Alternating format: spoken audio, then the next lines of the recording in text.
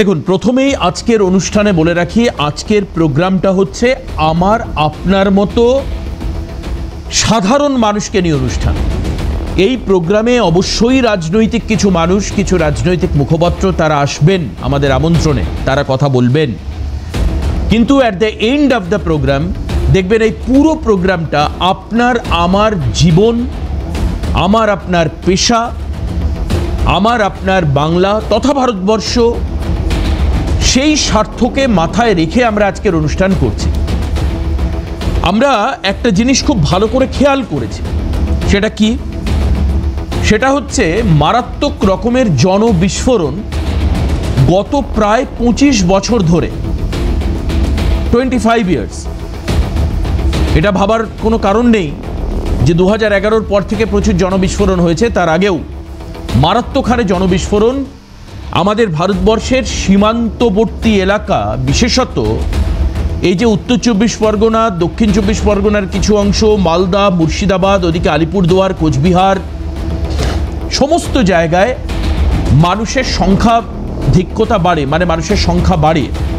এবং দেখা যায় যে বিভিন্ন জেলায় কিছু কিছু বস্তি, কিছু পল্লী, কিছু কলোনি তৈরি হয়,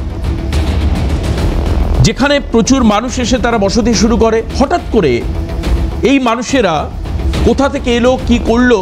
কারণ মূলত বাংলার মানুষ বা ভারতবর্ষের মানুষ অনুসন্ধিৎসু নয়, তারা নিজের কাজে ব্যস্ত থাকে। এই মানুষেরা সেখানে কেউ কারোর বাড়িতে কাজ করে, কেউ রিক্সা চালায়, ভ্যান চালায়, কেউ আইসক্রিম বিক্রি করে, বিভিন্ন পেশার সঙ্গে তারা যুক্ত হতো। কেউ মুটে টানে, কেউ কাগজ বিলি করে, বা কেউ কাগজ কুড়ায়, এই জাতীয় মানুষজন। আমরা অনেকেই এদের মধ্যে থেকে কাউকে কাউকে নিয়ে পছন্দ করে আমাদের বাড়িতে কাজের লোক হিসাবেও রেখে দিয়েছি। তারা কেউ আমাদের বাড়িতে রান্না করে, কেউ আমাদের বাড়িতে বাসন মাজে, কাপড় কাচে, ইত্যাদি। এদের দিকে তাকিয়ে কখনো আমাদের প্রশ্ন আমরা করিনি, বা তোমরা কোথায় থাকো এটা হয়তো আমরা জিজ্ঞেস করিনি। আর জিজ্ঞেস করলেও তারা বলেছে আমরা বাইরে থেকে এসেছি, বা বাংলাদেশ থেকে এসেছি, বা আমরা অন্য কোথাও ছিলাম, ইত্যাদি ইত্যাদি। আসলে এই যে জনসংখ্যা বৃদ্ধি যে হচ্ছে, এই জনসংখ্যা বৃদ্ধিটা হঠাৎ করে কেউ একজন নোটিশও করেননি, বা আমরা এই সমাজ ব্যবস্থা আমরা নোটিস করিনি যে লোক সংখ্যাটা মারাত্মকভাবে বেড়ে যাচ্ছে। আমরা সার্বিকভাবে ভারতের জনসংখ্যা দেখি। মজার বিষয় এটা যে ভারত সরকারও অদ্ভুতভাবে 2011 সালের পর আর জনসংখ্যা গোনা, যেটাকে বলা হয় সেন্সাস বা আদমশুমারি, সেটা করেইনি। অদ্ভুত বিষয় দেখুন, আদমশুমারিও হয়নি, কিন্তু সংখ্যাটা বাড়ছে সেইভাবে আমরা সেই জন্য বুঝতে পারিনি। আবারও আরেকবার রিপিট করছি, প্রশাসনও ধরতে পারেনি, বা সরকার, গভর্নমেন্ট, তিনিও বুঝতে পারেননি সংখ্যাটা মারাত্মক রকম বেড়ে গেছে। আমরা কখন বুঝতে পারি? যখন এটা বিস্ফোরণের আকার নেয়। আপনারা আমার কথা মানবেন যে একটা বোম লুকিয়ে থাকলে বা কোথাও রাখলে আপনি বুঝতে পারবেন না। আরে দিল্লিতে I-20 গাড়ি তো কিলোমিটারের পর কিলোমিটার ট্রাভেল করে লালকেল্লার কাছে আসলো, কেউ বুঝতে পারেনি। ব্লাস্টের পরে মানুষ বুঝতে পারলো যে গাড়ির মধ্যে মারাত্মক এক্সপ্লোসিভ ছিল, তারা তো মানুষ বুঝতে পারেনি।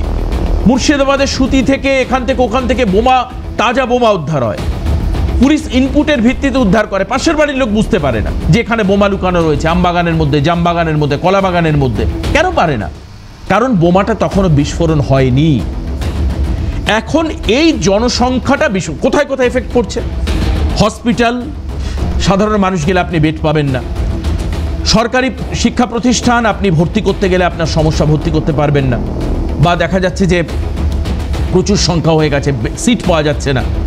কলেজ ক্ষেত্রে প্রবলেম, চাকরির ক্ষেত্রে প্রবলেম। আপনি পাড়ায় কোনো একটা জায়গায়, ফাঁকা জায়গায় স্টল দিতে যান, প্রবলেম, কেউ না কেউ জায়গাটা দখল করে রেখেছে। আপনি আপনার কাজের জন্য যান, সেখানে প্রবলেম, কেউ না কেউ কাজটা আগে করছে। এই যে সমস্যাগুলো, এগুলো আমরা ধীরে ধীরে বুঝেছি। আমরা না বুঝেও না বোঝার ভান করেছি যখন দিনের পর দিন, কাঠার পর কাঠা জায়গার দাম লক্ষ লক্ষ টাকার মার্জিনকে ছাড়িয়ে গেছে। আমরা কথায় কথায় বলি যে 10 বছর আগে এই জমির দাম ছিল 10,000 টাকা কাঠা, এখন এই জমি 2.5 লক্ষ 3 লক্ষ টাকা কাঠা। আমরা বলি, কিন্তু আমরা বুঝি না যে কেন এই জায়গাটার দাম হু করে আকাশ ছুঁয়ে গেল। আমরা বোঝারই চেষ্টা করি না। আজ সেরকমই কিছু ছবি দেখাবো। আমি বিরোধী দলনেতার বক্তব্যকে সমর্থন করছি না 1 ইঞ্চি, যে কার্বনিক অ্যাসিড ঢেলে দিয়েছি, সাপ পিলপিল করে বেরিয়ে পড়েছে। আমি এটাও সমর্থন করছি না ডিটেক্ট, ডিলিট অ্যান্ড ডিপোর্ট, কিন্তু বাস্তব ক্ষেত্রে দাঁড়িয়ে আমাদের সমাজ ব্যবস্থায় আমার কাজ, আমার শিক্ষা, আমার স্বাস্থ্য, আমার বাসস্থান, আমার জমির দাম, আমার কর্মসংস্থান, এই সব কিছু একটা অস্বাভাবিক রকমের জায়গায় পৌঁছে দেওয়ার জন্য এই অনুপ্রবেশকারীরাই কি দায়ী? আজকের অনুষ্ঠানে এই আলোচনা থাকবে। আমি এই আলোচনায় যাওয়ার আগে আপনাদেরকে দেখাবো যে আমাদের প্রতিনিধি শামীম মোল্লা গত ৩-৪ দিন ধরে রিপোর্ট করছে, সীমান্তবর্তী এলাকায় যাচ্ছে, যেখানে যেখানে বাংলাদেশের বর্ডারে যাওয়া যায় সেখানে সেখানে যাচ্ছে, কখনো হাকিমপুর যাচ্ছে, কখনো বনগা বর্ডারে যাচ্ছে, ইত্যাদি ইত্যাদি বিভিন্ন জায়গায়। প্রচুর মানুষ, এই কোনোদিন 500, কোনোদিন 700, কোনোদিন 1000, তারা বাংলাদেশ চলে যাচ্ছে। এটা রেগুলার ইভ্যাকুয়েশন নয়। এই মানুষগুলো কি বলছেন আসুন একবার আপনাদেরকে প্রথম শোনাই। এই অংশটুকু শুনবেন, বুঝবেন এবং প্যানেলে থাকবেন। ভিউ বা শেয়ার আপনারা কি করবেন আমি জানি না, বা দরকার নেই। আপনারা আগে বুঝুন যে কেন আমাদের এই দেশের মানুষের সমস্যা বাড়ছে। আসুন দেখাবো শামীম মোল্লা আমাদের প্রতিনিধির ঘুরে দেখা প্রতিবেদন আপনাদের সামনে রাখবো, দেখুন।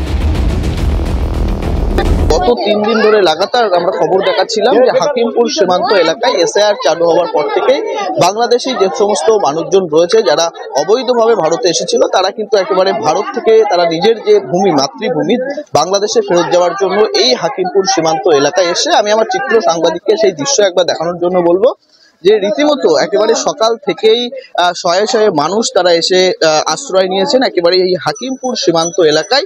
তারা দেশে ফেরার জন্য রীতিমতো উদ্গ্রীব হয়ে রয়েছেন, কেননা এই আমাদের ভারতবর্ষে যে পশ্চিমবঙ্গে এসআইআর চালু হয়েছে এবং এসআইআর চালু হওয়ার পরে কার্যত যে সমস্ত বাংলাদেশিরা যারা ছিলেন তারা একেবারেই এই বাংলাদেশি যারা রয়েছে তারা রাজ্য ছেড়ে কার্যত বাংলাদেশের পথে যাওয়ার চেষ্টা করছেন। এবং রীতিমতো গত কয়েকদিন ধরে এই হাকিমপুর সীমান্ত এলাকা দিয়ে শত শত বাংলাদেশি তারা একেবারে বাংলাদেশে যাওয়ার জন্য তারা এসে উপস্থিত হচ্ছিলেন। এবং যেটা বিএসএফ সূত্রে জানা যাচ্ছে যে ধাপে ধাপে এই বাংলাদেশিদের তাদের বৈধ কাগজপত্র যাচাইকরণের পর বিজেপির সঙ্গে কথাবার্তা বলে বিজেপির সঙ্গে যে আইনি প্রক্রিয়ার মাধ্যমে ধাপে ধাপে বাংলাদেশে পাঠানো হতো। এবং এই খবরের মাঝখানে অনেকেই কিন্তু বলছিলেন যে কেউ 5 বছর, কেউ বা 10 বছর, কেউ বা 15 বছর আগে এই ভারতে প্রবেশ করে এবং ভারতের বিভিন্ন রাজ্যে, বিভিন্ন জেলায়, বিভিন্ন পরিচারিকার কাছ থেকে শুরু করে বিভিন্ন রকম কাজকর্মের সঙ্গে যুক্ত ছিলেন এই সমস্ত বাংলাদেশি মানুষজন। এবং মূলত তারা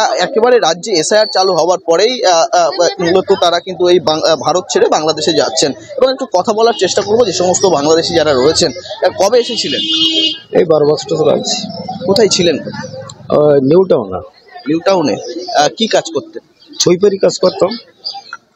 সুইপারের কাজ করতেন। এখানে বাংলাদেশ থেকে ভারতে কিভাবে এসেছিলাম সে কোনো অভাবের জন্যই, ফাঁকা পাইছিলাম সেখানে এসেছিলাম। এখানে ভোট দিয়েছিলেন? না। আধার কার্ড, ভোটার কার্ড কিছু তৈরি করেছেন? না। এই যে বাংলাদেশে যাবেন, আবার ফেরত চলে যাবেন, কি জন্য ফেরত যাচ্ছে? কি যাচ্ছে এখন সরকার বলছে যে চলে যাও, সেই হিসাবে যাচ্ছি। এখন আর কি করতে থাকবো। এই যে এখানে জমায়েত হয়েছেন বিএসএফ এর তরফ থেকে বা প্রশাসনের তরফ থেকে কিছু বলা হচ্ছে? না, এখন কিছু বলছে না, আমরা এখানে আইছি এই পর্যন্ত। City centre Atgara. আর বাংলাদেশে চলে যাচ্ছেন? হ্যাঁ। বাড়ি কোথায় বাংলাদেশে? কয়রা থানা। হ্যাঁ। কয়রা থানা। চলে যাচ্ছেন কেন? এই যে ইয়াসির জন্য। হ্যাঁ। ইয়াসির জন্য। এনআরসি। আর বাংলাদেশের বাড়ি কোথায়? সাতক্ষীরা। কতদিন আগে এসছেন? 4 বছর আগে। চলে যাচ্ছেন কেন? চলে যাচ্ছেন? তার মানে এসআইআর কিছুটা কাজ করেছে।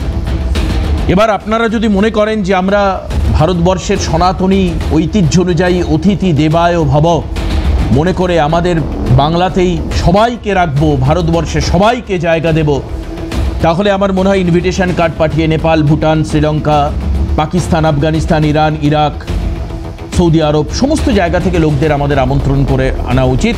কারণ ভারত হচ্ছে মুক্তভূমি, অতিথি দেবায় ভব, সবাই এসে থাকুন।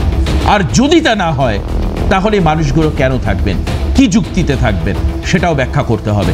আসুন, আমার সঙ্গে রয়েছেন একজনই গেস্ট আমাদের এখানে উপস্থিত হয়েছেন, সেটা হচ্ছে সম্রাট চক্রবর্তী, টিএমসি মুখপাত্র। আমি স্বাগত জানাই সম্রাটদাকে সঠিক সময়ে অনুষ্ঠানে অংশগ্রহণ করবার জন্য। আমি জানি না কেন আমার বিজেপি গেস্ট এবং কংগ্রেস গেস্ট এখন এসে পৌঁছয়নি, নিশ্চয়ই হয়তোবা কোনো বিশেষ সমস্যা, কিন্তু আমাদের সঙ্গে অনলাইনে অমিতাভ কাঞ্জিলাল আমাদের সঙ্গে রয়েছেন। আমি অমিতাভদাকেও সঠিক সময়ের সঙ্গে থাকবার জন্য স্বাগত জানাই।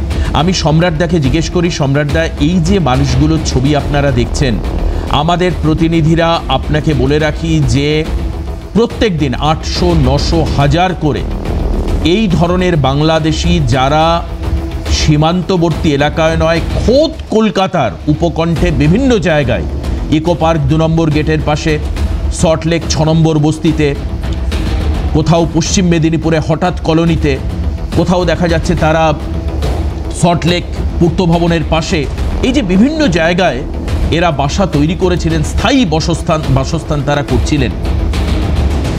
এটা কি ঠিক ছিল? আমাকে একটু ঠিক ভুলের কথা বলুন, আমি তারপর এসআইআর নিয়ে আসছি পরে। না, আমি প্রথম প্রারম্ভিক তোমার যে বক্তব্য ছিল তার থেকে 3টে পয়েন্ট একটু বলে নিই। যে আমার প্রথম প্রশ্ন হচ্ছে, যারা চলে যেতে চাইছেন তারা ঢুকলো কেমন করে? না ঢুকলে তো চলে যাওয়ার প্রশ্ন আসতো না। আমি জানি আপনি এটা করবেন এবং সেই কারণের জন্য আমাদের একটা প্রস্তুতি আছে, যেটা আমরা পরে দেখাবো, যার জন্য আগামীকাল থেকে অন্ততপক্ষে এই কথাগুলো হয়তো আপনাদের মানে ঢুকলো কি করে। তার মানে আপনি তো এটা জানেন যে প্রায় 2700, আমি জানি সম্রাটদা যথেষ্ট পড়াশুনো করে আসেন, শিক্ষিত মানুষ, আলিপুরদুয়ার থেকে শুরু করে কোচবিহার হয়ে, দিনাজপুর হয়ে, মালদা হয়ে, মুর্শিদাবাদ হয়ে, নদিয়া হয়ে, উত্তর 24 পরগনা, দক্ষিণ 24 পরগনা হয়ে একেবারে সুন্দরবন পর্যন্ত এই যে বিরাট এলাকা, সম্রাটদা ল্যান্ড টু ল্যান্ড যুক্ত। আপনি বলবেন তাহলে বিএসএফ কেন নেই ওখানে? আচ্ছা সম্রাটদা, বিএসএফ এর পক্ষে বা রাজ্যের পুলিশের ক্ষেত্রে ইন্ডিভিজুয়াল ম্যান মার্কিং করা আদতে কি সম্ভব? আদতে সম্ভব? আমি আপনাকে জিজ্ঞেস করছি, একজন বাইরের মানুষ বিএসএফ ঢুকিয়ে দিল আর রাজ্য পুলিশ আর রাজ্যের ডিআই হাতে দরবেশ খাচ্ছিল, এটাও তো নয়। তারা ঠিক কেন খুঁজে পেল না? ম্যান টু ম্যান মার্কিং করা পুলিশেরও সম্ভব নয়, বিএসএফেরও হয়তো সম্ভব নয়, সেখানে তারা ঢুকলো। এবার আমি বলি ঠিক এই জায়গা থেকেই বলছি যে সীমান্তের সুরক্ষাটার সঙ্গে তো জাতীয় নিরাপত্তার প্রশ্ন জড়িত। আমাদের ট্যাক্সের টাকায় বিএসএফকে ডেপুট করা আছে, তাদের প্রাথমিক দায়িত্ব পড়ে। তোমার মনে থাকবে দেবাশিস, সালটা 2021, তারিখটা খুব সম্ভবত 11ই অক্টোবর। কেন্দ্রীয় সরকারের স্বরাষ্ট্র মন্ত্রক বিএসএফ এর সীমানা 15 কিলোমিটার থেকে বাড়িয়ে 50 কিলোমিটার করেছে। তাহলে এই যে ঢুকলো কি করে এই প্রশ্নটা, এটা যথেষ্ট যুক্তিগ্রাহ্য এবং প্রচণ্ড প্রাসঙ্গিক বলে আমার মনে হয়। তার দায়িত্ব নিতে হবে, স্বরাষ্ট্র মন্ত্রককে নিতে হবে, অমিত শাহকে দায়িত্ব নিতে হবে যে কিভাবে ঢুকলো। আজকে আমি পশ্চিমবঙ্গের কথা থেকে একটু বেরিয়ে আসি। মোট 8টা রাজ্য কভার করছে সীমান্ত আমাদের পূর্ববর্তী জায়গায়। তো সেখানে দেখা যাচ্ছে যে গত অক্টোবর মাসে ত্রিপুরায় প্রায় 15 দিনে 22 জনকে বাংলাদেশি আটক করা হয়েছে। ওখানেও তো ঢুকেছে, ওখানেও তো বিএসএফ ছিল। আমি তো আপনাকে এটাই বলছি, আমি জানি না কেন বোঝাতে পারছি না। আপনি যেরকম ত্রিপুরাতে তো 2018 থেকে বিজেপি প্রশাসন রয়েছে, মানে স্টেট প্রশাসন। আমি বলছি না এটা রাজ্য পুলিশ করতে পারে। একজন বাংলাদেশি যেহেতু ভাষাগত সাজস্যতা, তার দৃষ্টি মানে তার দেখা, তার চেহারা যেহেতু আমাদের মতোই, আমরা বরঞ্চ রাজস্থানীদের চিনতে পারি তাদের পোশাক দেখে। না না, এখানে কিন্তু বাংলাদেশিদেরকে আইডেন্টিফাই করা ভেরি ডিফিকাল্ট। এই কারণের জন্য স্টেট মেশিনারি ফেল করছে। আমি একটু বলি তোমাকে, আমি শেষ করিনি, আমার ওটা বক্তব্য ছিল না। ত্রিপুরারটা বক্তব্য এটা ছিল, তখন যখন তাদেরকে প্রশ্ন করা হয়েছিল যে আপনারা ঢুকলেন কি করে, তোমার মনে থাকবে বক্তব্যটা, যে তারা বলেছিল যে বিএসএফ কে 2000 টাকা দিয়ে ঢুকতে হয়েছে।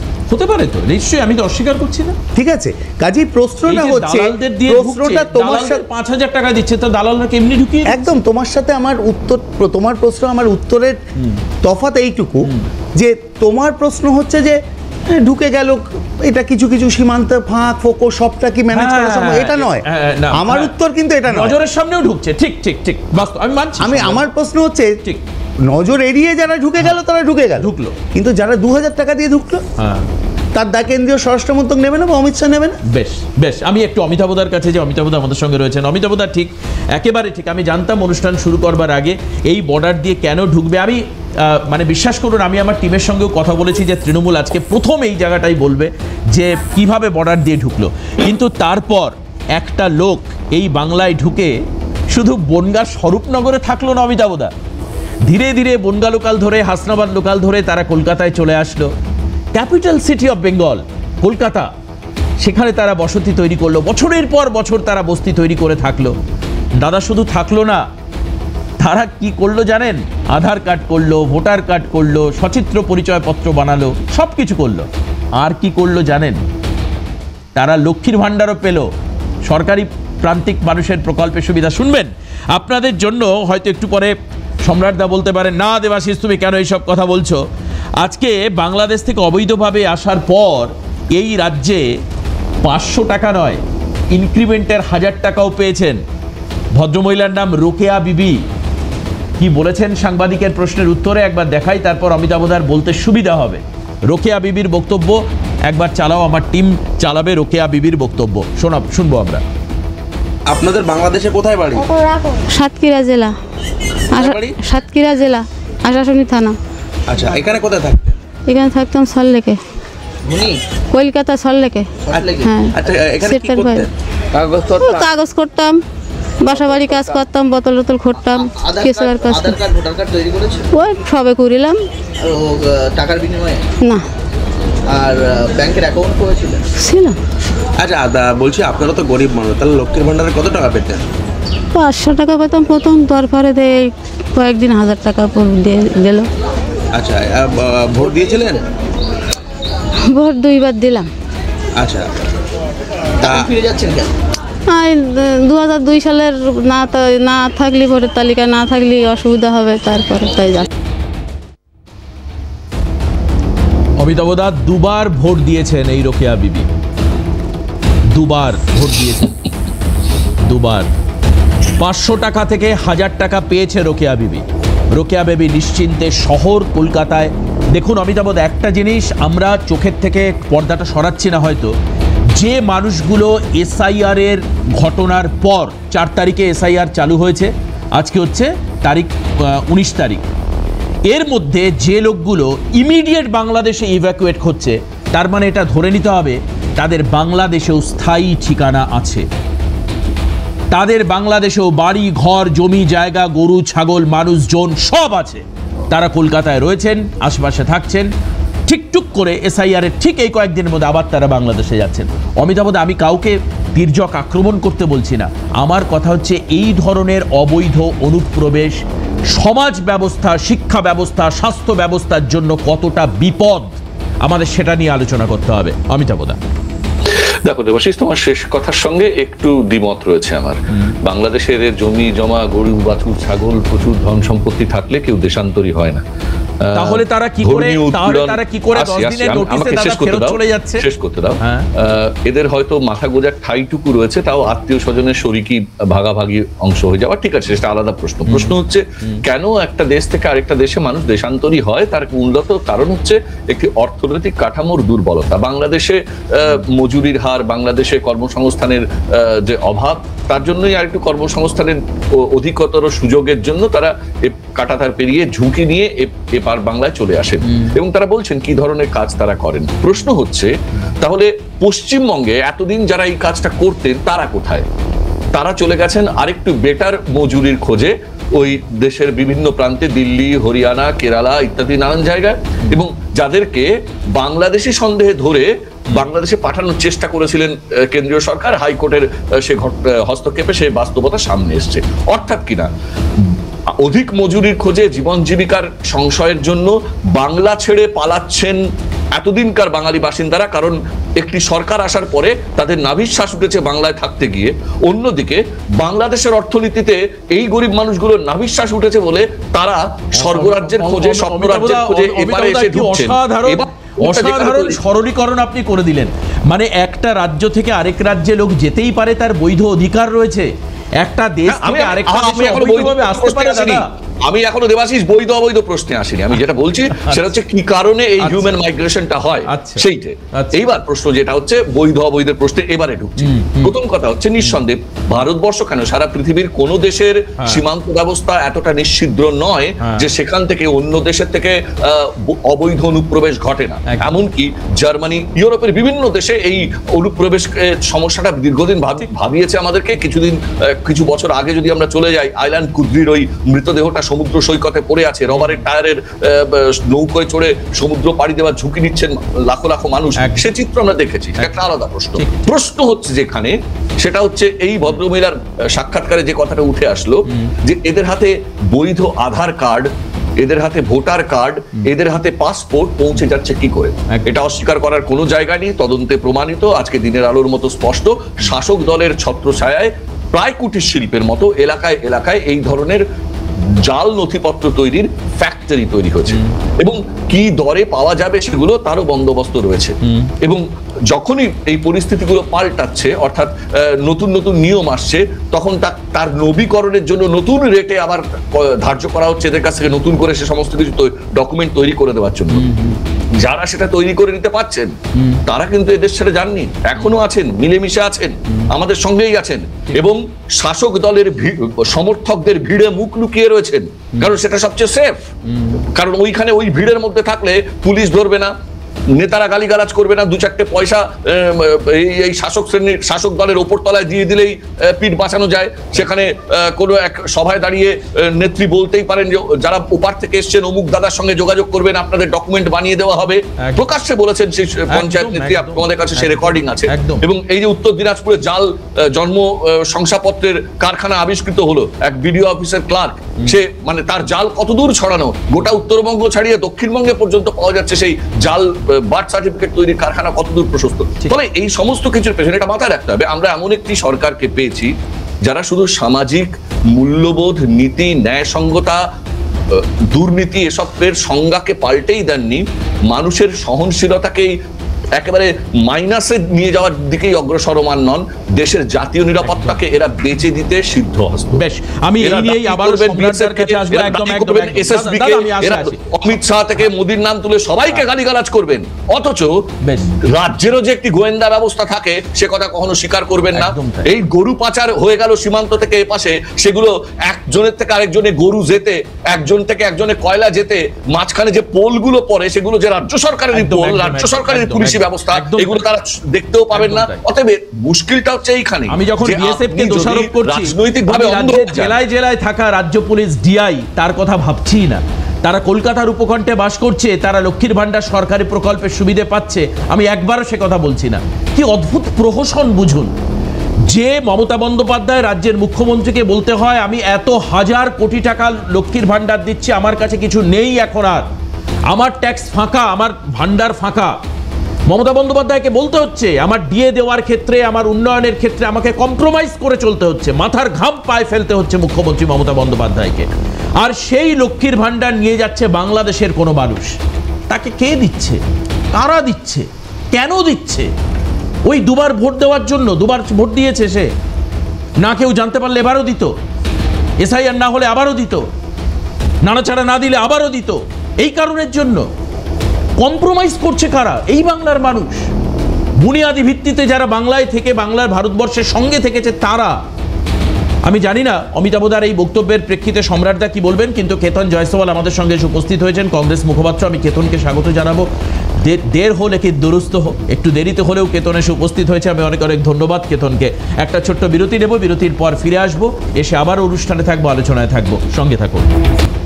আমাদের সঙ্গে বিজেপির মুখপাত্র প্রীতম দত্ত এসে উপস্থিত হয়েছেন, আমি স্বাগত জানাবো প্রীতমকে আজকের অনুষ্ঠানে সঙ্গে থাকবার জন্য। আর এই মুহূর্তে আপনাদেরকে দেখাচ্ছিলাম আমাদের প্রতিনিধি বিভিন্ন সীমান্ত এলাকায় ঘুরে যারা বাংলাদেশে এসআইআর আবহে পালিয়ে যাচ্ছেন কার্যত, তাদের ছবি তুলছেন। গতকাল এবং গত পরশুর আরও দুটো বক্তব্য আপনাদের সামনে রাখবো এবং তারপর আমি কেতনের কাছে আসবো। দেখুন। আরে বাচ্চা, তাহলে এখন কোথায় যাবে? এখানে কি করতে এসেছিলে? এখানে দালাল নিয়ে আসছিল। হ্যাঁ, দালালের কাজের কথা বলে নিয়ে আসছিল। নিয়ে আসছো? জানি না আমরা কোন ভাবে পার করছে, তা আমরা দালালের পয়সা দিয়েছিলে? হ্যাঁ 1000 টাকা। 20,000? এখানে সবাইকে মারধর করতে চাইছে, আমরা দালালের কাছ থেকে পালাই গেছি। ভারতে আমি থাকতাম হাওড়া জেলা জুমপুর থানা, দিন মজুরি করতাম, এই কাটামোর কাজ, ঘর ভাঙা, বনের কাটাই চলে। দেশে ফিরে চলে যাচ্ছেন? আর দেখে চলে যাচ্ছে। কারণ কি? কারণ কি এসআইআর হচ্ছে, থাকতে পারবো না, আমরা বিদেশি পেটের জ্বালায় মজবুরি করে ওই জন্য চলে যাচ্ছে। ওই জন্য চলে যাচ্ছে। হ্যাঁ, বাংলাদেশে কোথায় বাড়ি? সাতক্ষীরা জেলা। কতদিন আগে এসেছিলেন? 15 বছর আগে এলাম। এখানে কোথায় থাকতেন? ধনী নাজারপাড়া, হ্যাঁ, নীলকাওয়ান থানা। ও কি করতেন ওখানে? ওখানে কাজ কাম করতাম, বাসা বাড়ি। এখন কি দেশে ফিরে যাচ্ছেন? বলছি বাংলাদেশে কোথায় বাড়ি? সাতক্ষীরা। Atgara, city centre Atgara. আর বাংলাদেশে চলে যাচ্ছেন? হ্যাঁ। বাড়ি কোথায় বাংলাদেশে? কয়রা থানা। হ্যাঁ হ্যাঁ, কয়রা থানা। কয়রা থানা। চলে যাচ্ছেন কেন? এই যে ইয়াসির জন্য। হ্যাঁ হ্যাঁ, ইয়াসির জন্য। এনআরসি। এনআরসি। আর এসআইআর এর জন্য এই বাংলা ছেড়ে আবার বাংলাদেশের পথে অনেক অনুপ্রবেশকারী। কেতন, এই ছবিটা আবারও একবার আমি বলি, কনস্ট্রাকটিভ আলোচনা, তু ম্যায় করে লাভ নেই। এই অনুপ্রবেশকারীরা বাংলায় থাকলে বা ভারতে থাকলে সাধারণ এখানকার যারা অধিবাসী বা নাগরিক, তাদের কি কি সমস্যা হতে পারে নাকি না হতে পারে, কি ভালো কি খারাপ, এটা একটু আলোচনা করবো, জানবো তোমার থেকে। মানে তোমাদের দৃষ্টিকোণ কি রাজনৈতিক দল কংগ্রেস হিসাবে? না, অবশ্যই তারা মানে আমাদের দেশে তো এমনিতেই খুব বেশি আমাদের জনসংখ্যা রয়েছে, তাতে যদি বাইরের মানুষ এইভাবে অবাধে যদি ঢুকে আসে তাতে সমস্যা তো অবশ্যই হবে। তো বিষয়টা হচ্ছে যে দারিদ্র্যর মানে ওখানে যে অবস্থা, সেখান থেকে হয়তো রুজি রুটি আসে, কিন্তু বিষয়টা হচ্ছে আসতে পারছে কি করে, আর এসে এখানে মোটামুটি আপনার আমাদের যা নাগরিকের যে আমাদের যে মানে সুযোগ সুবিধা আছে সবটাই পাচ্ছে এমনটা নয়। মানে বর্ডার থেকে ঢুকছে, সেখানে কেন্দ্রীয় সরকারের একটা দায়িত্ব পড়ছে, সেখান থেকে ঢুকে যাচ্ছে। আচ্ছা, ঢোকার পরে থেকে সেখান থেকে রাজ্য সরকারের পুলিশ আছে, এই যে ইন্টেলিজেন্স আছে, সেটা আছে। যে বাংলাদেশ, কেতন, যে বাংলাদেশ প্রত্যেকদিন কলকাতা দখলের কথা বলছে, একদম যে বাংলাদেশ হাসিনার মৃত্যুদণ্ডের সাজা ইন্টারন্যাশনাল ট্রাইব্যুনাল ঘোষণা করবার পর ভারতের কান ধরে নাকি হাসিনাকে বার করে নিয়ে আসবে বলছে, তুমি বাংলাদেশের সোশ্যাল মিডিয়া ফলো করলে দেখতে পাবে যে বাংলাদেশের পোস্ট না পাকিস্তানের পোস্ট তুমি বুঝতে পারবে না, এই অ্যাগ্রেসিভ কমেন্ট আর পোস্ট করছে। সেই বাংলাদেশের আর্থিক অবস্থা খারাপের জন্য ভারত কেন তার দায়বদ্ধতা নেবে? না, 100বার আমরা দায়বদ্ধ নেব। বিষয়টাতে একদম রিসেন্ট এই আমরা না সব নজরে দেখছি না, এই লাস্ট 1-2 বছরের মধ্যে যেটা দেখছি যে ভারত বিদ্বেষ সেটা বাংলাদেশে সেটা বেড়েছে, ক্রমশ বেড়েছে। এখন ঠিকই বলছেন যে মোটামুটি বাংলাদেশ থেকে ক্রমশ সেটা ওই ইস্ট পাকিস্তান আগের মতো হয়ে যাচ্ছে। বিষয়টা হচ্ছে যে এই যে মানে কেন্দ্রের একটা দায়িত্ব আছে, তারা ঢুকে পড়ছে। তারপর এখানে যারা আপনি বলছিলেন যে এখানে প্রকল্পগুলো পাচ্ছে, তারপর নির্বাচক হয়ে যাচ্ছে, আবার শুধু নির্বাচক হয়ে থাকছে না, কোনো কোনো জায়গায় আবার নির্বাচিত হয়ে যাচ্ছে, অর্থাৎ শুধু ইলেক্টেড পর্যন্ত থাকছে না, ইলেক্টেড রিপ্রেজেন্টেটিভ হয়ে যাচ্ছে। আমরা মালদায় দেখেছি হাসিনা, লাভলি খাতুন নাকি নাম ছিল। তো বিষয়টা হচ্ছে এখানে তৃণমূলের যে নীতিটা রয়েছে যে পয়সা ফেঁকো তামাশা দেখো, পয়সা দিলে আপনি এখানে যা ইচ্ছে তাই পেতে পারেন। আপনি বলুন না, আপনাকে হোম ডেলিভারি একদম দুয়ারে, যেরকম সরকার ভাই দুয়ারে আপনাকে ভোটার কার্ড, রেশন কার্ড সমস্ত। না কেতন, তুমি শুধু তৃণমূলকে দোষ দিলে হবে না। আজকে জমানায় না আজকে বাম এই যে যারা 20 বছর 25 বছর আগে এসছে, আরে শুরুটা তো হয়েছে বাম জমানা থেকে। উদ্বাস্তু আন্দোলনের নামে শরণার্থীর নাম করে বহু মানুষকে এখানে জমি জায়গা পাট্টা প্রথায় দিয়ে দেওয়া। একটা সময় যদিও আজকে বাম প্রতিনিধি নেই কেউ, আমি জানি না। অমিতাভ দা কি আসছি দাদা আসছি বলে লাভ নেই। প্রথম কথা হচ্ছে যে সমস্ত শরণার্থীদের তদানীন্তন বাম সরকার জায়গা জমি দিয়েছে, সেই সমস্ত শরণার্থীদের ভারত ভুক্তির ব্যাপারে রীতিমতো ভারত বাংলাদেশ চুক্তির মাধ্যমে জনবিনিময় হয়েছিল। তারপরেই তাদেরকে এদেশে জমি দেওয়া, পাট্টা দেওয়া, তাদের বাসস্থানের বন্দোবস্ত করা, উদ্বাস্তু আন্দোলনের মাধ্যমে যে সমস্ত জমিগুলো উপনিবেশিক জমিদারদের হাতে ছিল তাদের কাছ থেকে মুক্ত করে নিয়ে এই ভূমিহীন মানুষদের হাতে তুলে দেওয়া এই কাজটা হয়েছে। সুতরাং তারা কেউ অবৈধভাবে নন না, কিন্তু যে আজকে 20 বছর আগে এসেছে দাদা, আজকে থেকে 20 বছর 25 বছর আগে যারা এসেছেন এরা জমি জায়গা পেয়েছিল, বুঝতে পারলাম। আজ থেকে 20-25 বছর আগে যারা এসেছেন, সেই দায় আপনি রাজ্যের বর্তমান সরকারকে দেবেন কি করে? সেটাও তো আপনি পারবেন না। না আমি তো সেই দায় তাদের দিচ্ছি না। আমি যেটা দিচ্ছি সেটা হচ্ছে স্পষ্ট, জবে থেকে এই ধরনের বিনিময় ভিত্তিক আদান প্রদান ছাড়া অবৈধভাবে ঢুকতে শুরু করেছে। সেই অবৈধভাবে ঢোকাটা কিন্তু ছিল না। এই তৃণমূল সরকারের আমলে দরজা খুলে হু হু করে এপাশ থেকে গরু ছাগল গেছে, ওপাশ থেকে মানুষ ঢুকেছে। ঠিক এখানে একটা ফারাক রয়েছে যে একজন রেফিউজি মানে ওখান থেকে প্রতারিত হয়ে কোনো রকম পালিয়ে আসা, বা যে আমরা যে যখন ওই মানে যখন ওই বাংলাদেশ যখন হচ্ছিল সেই প্রসেসটা আলাদা, আর এখনকার হুড় মানে সব কিছু একটা সীমা আছে। তো রেফিউজি আর ইনফ্লেক্টেডের মধ্যে একটা পার্থক্য আছে। শরণার্থী আর হচ্ছে যেটাকে মানে মানে অনুপ্রবেশকারী, এর মধ্যে একটা ডিফারেন্স আছে। কিন্তু তারা এখানে কেন্দ্রের একটা দায়িত্ব আছে, তারা বর্ডার থেকে ঢুকে আসতে পারছে, তারপর এখানে তৃণমূল পয়সা দিলে এখানে তাদের জামাই আদরে রাখছে। বলছি তো শুধু নির্বাচক হচ্ছে না, ভোটার লিস্টে নাম তুলছে না, গরিব মানুষের প্রকল্প পাচ্ছে, হ্যাঁ হসপিটালের বেড অকুপাই করে রাখছে, যারা অবৈধ মানুষ তারাও, যেখানে সরকারি পরিষেবা থেকে মানুষ বঞ্চিত। এখানে শুধু পরিষেবার বিষয় তো অবশ্যই রয়েছে, কিন্তু বিষয়টা হচ্ছে করতে পারবেন না। পাঁচজন গরিব মানুষ ঢুকে আছে এখানে, কিন্তু তার সাথে তো একটা কোনো রকম ধরে কোনো ভেস্টেড ইন্টারেস্ট নিয়ে কোনো দুষ্কৃতি, কোনো আতঙ্কবাদী তারাও তো ঢুকতে পারে। আমার মনে আছে কেতন, দত্তপুকুরে কয়েকদিন আগে, দত্তপুকুরে কয়েকদিন বলতে কয়েক বছর আগে মুন্ডু কেটে একজনকে খুন করা হয়েছিল। সেই মুন্ডুটা পাওয়া গিয়েছিল 1 মাস পরে রেল বস্তির পাশ থেকে। আপনাদের মনে থাকবে মুন্ডুহীন দেহ, আমরা বারবার করে খবর দেখাতাম। সেইখানে যে খুন করেছিল তার বাংলাদেশে বাড়ি, মূল যাকে গ্রেপ্তার করার নামটা মনে নেই আমার এখন, বাংলাদেশে বাড়ি। এবং সে ফ্রিকুয়েন্টলি, বহু মানুষ আছে, আমি দায়িত্ব নিয়ে বলছি, অনেক মানুষ ফ্রিকুয়েন্টলি বাংলাদেশ যাতায়াত করে। অমিতাভ অস্বীকার করলেন যে দুটো ডেস্টিনেশন নেই, দুঃখের কারণের জন্য চলে এসেছে। তুমি আমার কথাটা বোঝোনি, আমি খালি এই মাইগ্রেশন, এই যাতায়াতের কারণ হিসেবে বলেছি অর্থনৈতিক দুর্নীতি। না সেটা আমি সেটা বলছি না। আপনি বললেন না যে যারা চলে যাচ্ছে তাদের স্থায়ী বাসস্থান নেই। আমি এরকম বহু মানুষ দেখেছি যাদের বাংলাদেশে ভোটার কার্ড, তাদের বাড়ি ঘর জমি জায়গা সব, আবার ভারতেও তারা কাজ করতে চলে আছে। আপনার যুক্তিকে আমি খণ্ডন করছি। কেন্দ্রীয় মন্ত্রী নিশীথ প্রামাণিকেরই তো ভোটার কার্ড হতে পারে। আমি তো অস্বীকার করছি না, আমি অস্বীকার করছি সেটা হতে পারে। আমি প্রীতমের কাছে আসবো, বিরতির পর ফিরে এসে একটা বিরতি নিচ্ছি, একটা সম্রাট দের পরেই আসবো। প্রীতম বললে আমি আপনার কাছে আসবো, সুবিধা হবে, বিজেপির অবস্থানটা পরিষ্কার হয়ে যাবে। আমি দ্রুত ফিরে আসবো, বিরতির পর প্রীতমের কাছে যাব, বিজেপি মুখপাত্র সঙ্গে থাকবে। শুধুমাত্র কি পশ্চিমবঙ্গের সীমানার মধ্যে আবদ্ধ থাকছেন এই অনুপ্রবেশকারীরা? আসুন আমাদের প্রতিবেশী উড়িষ্যা রাজ্যের একটা ছবি আপনাদেরকে দেখাই, দেখুন। ব্যবসার জন্য এখানে এসেছি, আমাদেরকে বাংলাদেশি সন্দেহ করে আমাদেরকে কালকে রাত্রিতে দিয়ে তুলে এসছে 2 গাড়ি পুলিশ দিয়ে। তো আমরা আমাদের মুখ্যমন্ত্রী মমতা ব্যানার্জির কাছে অনুরোধ করছি আমাদেরকে যাতে সুস্থভাবে আমাদেরকে এখান দিয়ে ছাড়িয়ে নিয়ে যেতে পারে। আমরা পশ্চিমবাংলার পূর্ব মেদিনীপুর, আমার বাড়ি থানা পালাসপুরা, জেলা পূর্ব মেদিনীপুর, আর এই ভাইদের মুর্শিদাবাদ জেলা, ইনাদের বাড়ি। ইনাদেরকে আগের বারে করেছিল ভেরিফিকেশন, ইনাদের করে ফেরে আমাদেরকে তুলে নিয়েছে।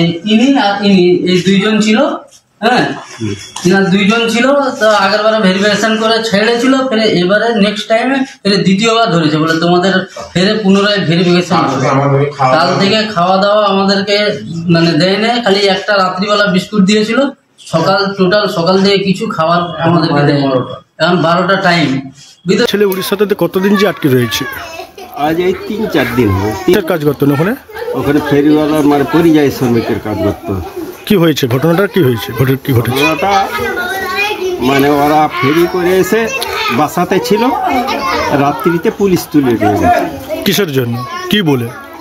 ওই বাংলাদেশি বলে, বাংলা ভাষা বলে বাংলা ভাষা বলার জন্য বাংলাদেশি বলে ওদেরকে তুলে নিয়ে গেছে।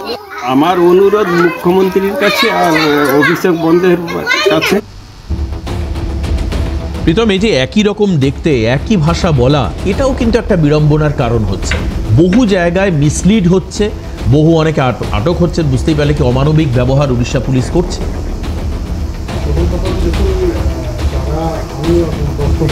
ছেলে আমাদেরকেও সেই কোজাগরী লক্ষ্মী পুজোর দিন ডাইরেক্ট অ্যাকশন ডে 1946 সালে যারা মেরে তাড়িয়েছিল নোয়াখালীর থেকে, যারা মেরে ওখান থেকে তাড়িয়েছিল, তারাও বাংলা ভাষায় কথা বলতো, এবং সেই জন্যই আজকে দেশ ভাগ হয়েছিল। তার সবচেয়ে বেশি ফল এটা আমাদের বাংলা প্রদেশ আর পাঞ্জাব প্রদেশে আমরা পেয়েছি।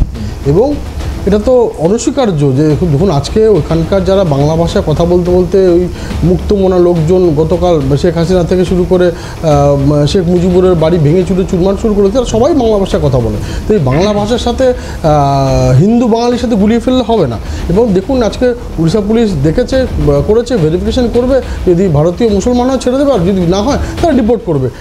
এটা পরিষ্কার সরলতম ব্যাপার। কিন্তু আজকে যে একটা কথা আছে যে ডেমোক্রেসি ইজ ডেস্টিনি, তো ডেমোগ্রাফিটাই ডিপেন্ড করে একটা ডেমোক্রেসি কীভাবে চলবে। কেননা ডেমোক্রেসিতে তোমার সবাই জনসংখ্যাই ভোট দেয়, সেই জনসংখ্যায় যদি সেই জনসংখ্যা নিরিখে যদি আমাদের এখানে ডেমোগ্রাফিটা চেঞ্জ হয়ে যাচ্ছে, যেগুলো অনেক জায়গায় মুর্শিদাবাদ থেকে শুরু করে বসিরহাট থেকে শুরু করে পুরো বিস্তীর্ণ যে তোমার বর্ডার এলাকা সেখানে হয়েছে। এবং আমরা তো প্রথম মমতা ব্যানার্জি থেকে জানতে পেরেছিলাম যে 2006 উনি লোকসভায় বলেছিলেন যে 1.5 কোটি মানুষ নাকি এখানে ঢুকে অনুপ্রবেশকারী ঢুকে আজকে ভোটার হয়ে গেছেন। এই কথাটা কয়েকদিন আগে আমরা এই নেতা ইন্ডোরে জানতে পারলাম যে ভবানীপুরেও তোমার অনুপ্রবেশকারীরা ভোটার হয়ে গেছে, এবং সেটা আজকে এসআইআরের মাধ্যমে বাদ হচ্ছে। এবং যারা ধরুন বাংলাদেশি বা ভারতীয় নাগরিক নয় তারা এখান থেকে চলে যাচ্ছে, আর না হলে পুলিশ ধরবে এবং ডিপোর্ট করবে। এটা তো সাধারণ নিয়ম, এটার মধ্যে তো কোনো পার্টির আলাদা করে কিছু নেই। ভারতবর্ষে প্রত্যেকটা পার্টি সংবিধান মেনে চলে, আর সংবিধানের একটা নিয়ম আছে, তো এটা নিয়ে কোনো বিতর্ক হওয়ার তো আমার মনে হয় না কোনো অবকাশ আছে। এখানে নয় মানে বাংলাদেশে লোক আসছে, এটা কোনো নতুন না, সবাই জানে। কিন্তু বিষয়টা হচ্ছে আজকে এই সব ইলেকশন কমিশনের বদন্যতায় আমরা হরিয়ানা দেখছি যে ব্রাজিল থেকে মডেল এখানে এসে ভোটার হয়ে যাচ্ছে, তাও একটা না 22টা। এটা কি ওই ডেমোগ্রাফি বা এই যে ডেমোক্রেসির যে বাতিলাগুলো দিচ্ছিলেন সেটাকে এফেক্ট করে না? অর্থাৎ নির্বাচন কমিশনকে নিরপেক্ষ হতে হবে। নির্বাচন কমিশন যদি নিরপেক্ষ না থাকে তাহলে কিন্তু এই প্রশ্নগুলো ওঠে। আর নির্বাচন কমিশন নিরপেক্ষতার যে গোড়া, অর্থাৎ নির্বাচন কমিশন যে বসবে তাকে যারা বসাতো সেই গোড়া তো আপনারা নাড়িয়ে দিয়েছেন। মানুষের যে বিশ্বাস সেখান থেকেই তো নাড়িয়ে দিয়েছেন। সেখান থেকে আপনারা প্রধান বিচারপতি কোন স্বার্থে ওখান থেকে সরিয়ে সেখানে আপনাদের সরকারের একজন মন্ত্রীকে ঢোকালেন? এই জায়গায় তো ইলেকশন কমিশন ইলেকশন পুরো প্রসেসটার উপর একটা আমাদের এটা আবার সেই ইলেকশন প্রসিডিউর চলে গেল। আমরা ব্রাজিল থেকে যে চলে আসে, ব্রাজিল থেকে চলে আসে। আগে বলেছিলাম যে এই যে ডেমোগ্রাফির যে চেঞ্জ, অর্থাৎ বাংলাদেশ, এটা সম্রাটদাও জানেন, সম্রাটদা একদম প্রথম থেকে আমাদের সঙ্গে ছিলেন। আমি বিরতির পর ফিরে সম্রাটদাকে এটাই জিজ্ঞেস করতে চাইবো যে সম্রাটদা একটা জায়গা খুব পরিষ্কার যে তারা আসছে থাকছে এবং কাগজপত্রগুলো তারা সেফলি তৈরি করে নিচ্ছে। অমিতাভ দা স্পেসিফিক একটা অভিযোগ করলেন যে কাগজপত্র তৈরির একটা বিরাট নেক্সাস তারা কাজ করছে এবং তারা শাসক শক্তির ছাতার তলায় থেকে নিজেদেরকে সেফ মনে করছে। এই অভিযোগ নিয়ে আপনি কি বলবেন? বিরতির পর ফিরে এসে পাশে আপনাদেরকে দেখাবো। বিরতির পর ফিরে এসে আজকে একজন বিএলও রহস্যজনকভাবে তার মৃত্যু হয়েছে। তার পরিবার বলছে অতিরিক্ত কাজের চাপে মালবাজারে মৃত্যু। মুখ্যমন্ত্রী পোস্টও করেছেন সোশ্যাল মিডিয়ায়। তিনি বলছেন, আজকে মুখ্যমন্ত্রী বলেছেন যে এই যে মৃত্যু হয়েছে বিএলওর, তার জন্য অপরিকল্পিত এসআইআর বন্ধ করুন। নির্বাচন কমিশনকে মমতা বন্দ্যোপাধ্যায়ের পোস্টও দেখাবো, সম্রাটদার কাছে যাব, তারপর সঙ্গে থাকুন। ফিরে আসলাম কি করে এইভাবে কাগজপত্র তৈরি হয়ে যাচ্ছে, টাকা দিলে সব কিছু হয়ে যাচ্ছে, কি করে তারা শহর কলকাতার পাশে থাকছে, দীর্ঘদিন ধরে থাকছে, কি করে প্রশাসন এদেরকে খুঁজে পাচ্ছে না, কি করে একজন লক্ষ্মীর ভাণ্ডার বছরের পর বছর পেয়ে যাচ্ছে। সম্রাটদা, তুমি আমি বলি যে দেবাশিস, যেটা আমি অনেকক্ষণ বসে আছি, একটু সময় দিও। না না, আপনি শাসক দল, আপনি ইচ্ছা মতো সময়। না না, আমি সে বিষয়ে যাই হোক, অমিতাভবাবু যেটা বললেন, অনেক কথা বললেন, অনেক কথা শুনলাম, কিন্তু উনি ভুলে গেছেন বা বলতে পারেননি যে বাম আমলে রেশন কার্ড, জাল রেশন কার্ডের দুর্নীতি কোন পর্যায়ে পৌঁছেছিল। যাই হোক, দ্বিতীয় কথা যেটা বলি, উনি যেটা বললেন বৈধ অনুপ্রবেশ, আপনাদের মনে থাকবে যে ইউপিএ 1 এবং ইউপিএ 2 এর আমলে প্রায় 88,000 অনুপ্রবেশকারীকে চিহ্নিত করে পার করা হয়েছিল। আমি সেই প্রসঙ্গে আসছি না, সরাসরি তোমার প্রশ্নে যাচ্ছে দেবাশিস। 24শে December 2024 Poonam computer centre, Delhi police raid করলো একটা খুনের তদন্ত করতে গিয়ে। সাহিল সেহগাল গ্রেপ্তার হলো। কি পাওয়া গেল? জাল ভোটার কার্ড, আধার কার্ড, পাসপোর্টের চক্র, এজেন্ট যাদের চুক্তি ছিল বাংলাদেশ এবং নেপাল থেকে অনুপ্রবেশকারীদের নিয়ে এসে দিল্লিতে এসি ট্রেনে পাঠিয়ে তাদের কার্ড করে দেওয়া। 1, 2 মার্চ 2025 তুর্করাম থানার দিল্লি আশিস সিং গ্রেপ্তার হলো। কয়েক হাজার পাসপোর্ট, জাল আধার কার্ড, ভোটার কার্ড পাওয়া গেল। দাদা এগুলো মে 2025, খালি বাংলার উপর দোষ দিলে হবে না, মে 2025 জিনিসটাকে জাস্টিফাই করতে চাইছেন। তাহলে কারা? মানে দিল্লিতে পাওয়া গেছে মানে পশ্চিমবঙ্গে পাওয়া যাবে না? দিল্লিতে ব্লাস্ট হয়ে গেছে, পশ্চিমবঙ্গ থেকে ব্লাস্ট হবে স্বাভাবিক। আরে ভাই দিল্লিতে বসে তোমাদের চোখের সামনে করছিল। আশ্চর্য, তোমরা কি তোমার দেশটাকে রাজকুমার বারুইকে দিয়ে করাচ্ছিল তো। আশ্চর্য, আরে বলতে পারছো না? দিল্লিতে অবৈধ জিনিস পাওয়া গেছে, তার মানে পশ্চিমবঙ্গে পাওয়া যাবে। সম্রাট আপনি এটা জাস্টিফাই করছেন? কথা বলছি না, আমার প্রশ্নটা আপনি যে তথ্যগুলো দিচ্ছেন পুরো ঠিক, আমি অস্বীকার করছি। এই এজেন্ট কারা ছিল? কোথায় বসে হয়েছে? কোথায় কি করছে তার সাথে তুমি এখানে চলে গেছো? কোথায় কি হচ্ছে মানে? আশ্চর্য, তুমি কাঁধে থেকে তোমার তো সব বর্ডার, আমার বর্ডার, আমার বর্ডার, আমার বর্ডার, বর্ডারের দায়িত্ব বর্ডারের দায়িত্ব ছিল, বর্ডারের দায়িত্ব রাজ্যসভা শিবির ফাউন্ডার মেম্বারকে কেন পাঠিয়েছিল? আগে উত্তর বর্ডারের দায়িত্ব শিবির ফাউন্ডার মেম্বার কেন পাঠিয়েছিল? আগে বলো না। শিবির ফাউন্ডার মেম্বার কি করছিল? শিবির ফাউন্ডার অমিত শাহ কি করছে? সংশোধন হয়নি, তুমি জানো না, ভালো করে জানো। বর্ডারের দায়িত্বে যারা শিবির ফাউন্ডার মেম্বারকে কেন পাঠিয়েছিল? কথা বলে অদ্ভুত কথা বলছে। শিবির ফাউন্ডার মেম্বারকে গোষ্ঠীর ফাউন্ডার মেম্বারকে মমতা ব্যানার্জি রাজ্যসভা পাঠিয়ে দিয়েছে। মমতা ব্যানার্জি পাকিস্তানে বলা হয়, পাকিস্তানের কথা বলা হয়, হচ্ছে তৃণমূল তোলামূল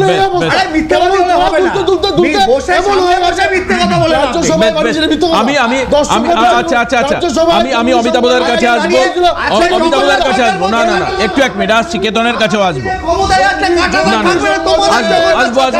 একটু থামতে হবে দুজনকেই। অমিতাভদা বেশ বেশ, এই যে একে অন্যকে দোষারোপ করে না কিছু হয়নি। যে সিমির, এই যে প্রীতম বলছে যে সিমির ফাউন্ডার মেম্বারকে রাজ্যসভায় পাঠিয়ে, না এটা তো বাস্তব, কিন্তু পাশাপাশি এটাও তো বাস্তব যে দিল্লির উপকণ্ঠে আল ফালাহা বিশ্ববিদ্যালয় কি করে যুক্ত থেকে এই সমস্ত উগ্রবাদীরা আল ফালাহা বিশ্ববিদ্যালয়ে তারা ট্রেনিং করে, দিনের পর দিন তারা সেখানে যায়। এই তথ্য তো আজকে ইডি ইনভেস্টিগেশন হচ্ছে দিল্লির উপকণ্ঠে। দিল্লি থেকে হার্ডলি 12-14 কিলোমিটার দূর হবে, কি করে সম্ভব? ইন্টেলিজেন্স ফেলিওর হয় কি করে? তাহলে 9/11-তে আমেরিকায় টুইন টাওয়ার অ্যাটাক হলো, কি করে তাহলে পেহেলগাঁওতে 27 জন মানুষ মারা গেল? একে ওকে দোষ দিয়ে এগুলো করা যায় না, ইন্টেলিজেন্স ফেলিওর হয়। প্রীতম আর্মির থেকে তারপর তার প্রমাণ চাওয়া, এটা ভারতবর্ষে কোথাও হয় না, বাংলায় হয়। দেখো সেটা আমি সেটা বলছি না। পুলওয়ামা যে নিজের আর্মি থেকে না, পেহেলগাঁওতে ইন্টেলিজেন্স ফেলিওর ছিল তো। তোমার কুকুরে দিয়েছে, কারা বলে? মাই ডিয়ারেস্ট ব্রাদার, মাই ডিয়ারেস্ট ব্রাদার, কথা বলো না, মাই ডিয়ারেস্ট ব্রাদার, এটা তো ছিল।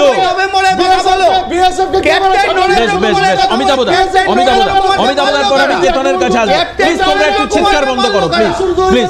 অমিতাভদা, এই যে ইন্টেলিজেন্স ফেলিয়ার, একজন আরেকজনকে দোষারোপ করা, এই যে নকল তৈরির আস্তাকুর তৈরি হচ্ছে এই ছত্রছায়া দাঁড়িয়ে, এ দিল্লিকে দেখাচ্ছে, ও বাংলাকে দেখাচ্ছে। না, আমার এখানে দেবাশিস একটা বিষয় আছে। দেখো, সীমান্ত অনুপ্রবেশ এই সমস্ত সমস্যার সমাধানের জন্য সাধারণত রাজ্য এবং কেন্দ্রের যৌথ ব্যবস্থাপনা দরকার, যৌথ সদিচ্ছা দরকার, একসঙ্গে পথ চলা দরকার। জমি দিলে কি সমস্যার নিরসন হবে? জমি দিলে কি করতে? আরে জমি দিলে কি? জমি দিলে কি করতে? আস্তে আস্তে জমি দিয়েছে, আপনারা জমি দিলে কি করতে? জমি দিলে কি করতে? তাহলে একটু বলতে পারি। এক মিনিট। আরে বাবা, অসুবিধা হচ্ছে। আরে একজন বলছে কি রে বাবা, এবার প্রশ্নটা হচ্ছে যে উদাহরণগুলো মাননীয় আলোচক তুলে আনেন। আরে দাদা বলতে দিন। যে উদাহরণগুলো, যে জালিয়াতি যে সমস্ত উদাহরণগুলো তুলে নিয়ে আসলেন, নিঃসন্দেহে অ্যালার্মিং। কিন্তু প্রশ্নটা হচ্ছে, এই যে জালিয়াতটা ধরা পড়েছেন, আপনি দিল্লির কথা বললেন, হরিয়ানার কথা বললেন, যে সমস্ত উদাহরণ দিচ্ছেন আপনি, এরা কেউ কিন্তু রাজনৈতিক কোনো ছত্রছায়া পায়নি, যেটা পশ্চিমবঙ্গে প্রমাণিত।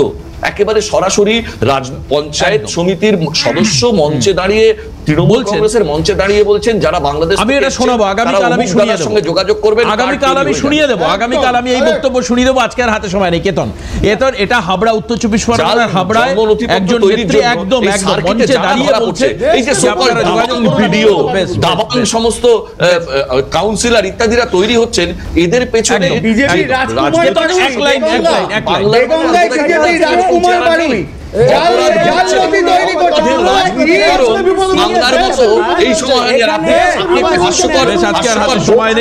আজকে আর হাতে সময় নেই। প্লিজ আজকের আজকের এই অনুষ্ঠান শেষ করতে আমার খুব ছোটবেলায় ওই বাবা একটা চকলেট, দুটো চকলেট নিয়ে আসতেন, একজনকে আমাদের দিতেন, আরেকজনের একটা পকেটে লুকিয়ে রাখতেন। আমরা চিৎকার করে বাবাকে বললাম, কেন তুমি ওকে দিলে, কেন তুমি ভাইকে দিলে, কেন তুমি দাদাকে দিলে। এরকমভাবে লড়াই করে অন্ততপক্ষে অনুপ্রবেশকারী আর তাদের পেছনে থাকা বিরাট নেক্সাসকে আটকানো যায় না। এটা কিডিশ গেম নয়, একে অন্যকে দোষারোপেরও জায়গা না। আমি আবারও বলছি, এটা এক্সিস্টেন্সের লড়াই, অস্তিত্বের রক্ষার লড়াই। আমি কোনো রাজনীতির পক্ষপাতিত্ব করছি না, কোনো রাজনৈতিক দল ভালো খারাপ বলছি না, কিন্তু আজ যদি আমার জায়গা, আমার জমি, আমার ঘর, আমার বাড়ি, আমার স্বাস্থ্য, আমার শিক্ষা, আমার চিকিৎসা, আমার উন্নয়ন প্রশ্নের সামনে দাঁড়িয়ে যায়, মুখ বন্ধ রাখবো আমি? আজকে এখানেই শেষ করব। অবশ্যই আগামী দিন এদিকে প্রশাসন নজর দেবেন, আমি এটাই চাই। কেতনকে, সম্রাট দাকে, প্রীতমকে এবং অমিতাভ দাকে অনেক অনেক প্রণাম, ধন্যবাদ উপস্থিত থাকবার জন্য। নমস্কার আপনাদের সবাইকে, ভালো থাকুন।